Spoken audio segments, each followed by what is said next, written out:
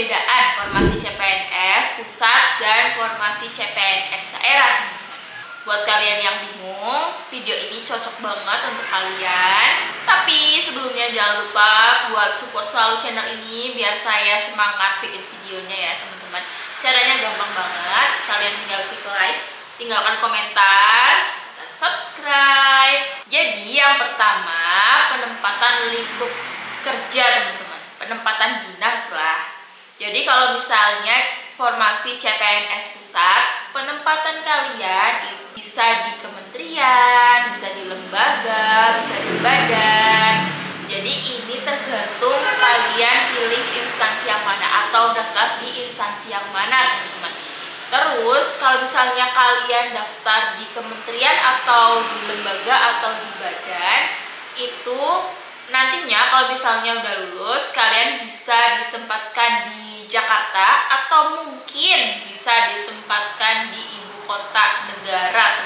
Tapi nggak menutup kemungkinan ya, kalau kalian daftar di kementerian, lembaga, atau badan, ditempatkan di daerah juga bisa.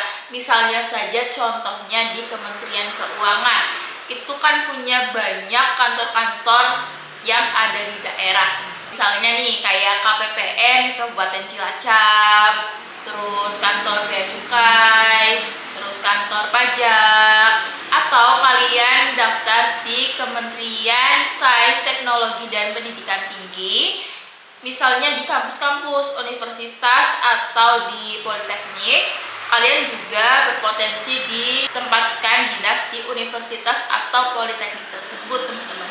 Itu letaknya kan bisa di berbagai macam daerah di seluruh Indonesia.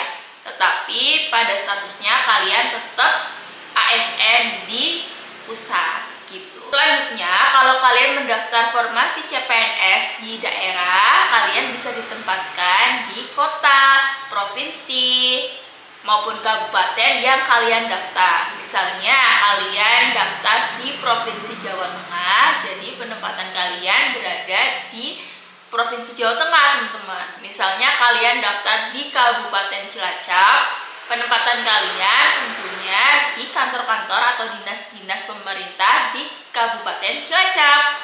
Jadi pilihan ini tergantung kepada preferensi kalian masing-masing. Apabila kalian ingin fokus di skala nasional, kalian bisa memilih CPNS pusat. Tetapi kalau kalian ingin fokus membenahi permasalahan lokal dan ingin dekat atau lebih membaur dengan masyarakat, kalian bisa mendaftar pada formasi daerah. Misalnya kalian ingin membangun daerah kalian sendiri agar lebih baik, menjadi lebih maju gitu ya teman-teman. Pilihan CPNS formasi daerah tentunya lebih baik untuk kalian. Yang kedua, proses rekrutmennya teman-teman. Baik CPNS pusat maupun CPNS daerah, prosesnya itu dilaksanakan oleh Badan Kepegawaian Negara teman-teman. Badan Kepegawaian Negara ini akan berkoordinasi dengan Badan Kepegawaian Daerah maupun koordinasi dengan kementerian-kementerian, lembaga atau badan terkait teman-teman. Tetapi sama kok, semua prosesnya itu kalian bisa mendaftar lewat sscasn.bkn.go.id. Selanjutnya rangkaian tesnya teman-teman. Jadi terdapat persamaan nih rangkaian tes CPNS pusat maupun rangkaian tes CPNS daerah itu sama-sama menggunakan CAT teman-teman. Jadi untuk SKD-nya sendiri itu sama materinya, ada TIU, tes intelijensia umum, TWK, tes wawasan kebangsaan, dan tes TKP, tes kepribadian teman-teman. Itu sama, baik di formasi pusat maupun formasi daerah, itu tesnya sama teman-teman. Tapi ada sedikit perbedaan di tes SKB-nya, baik di pusat maupun daerah. Pada tahun-tahun sebelumnya tuh ada sedikit perbedaan, sedikit aja ya teman-teman perbedaan.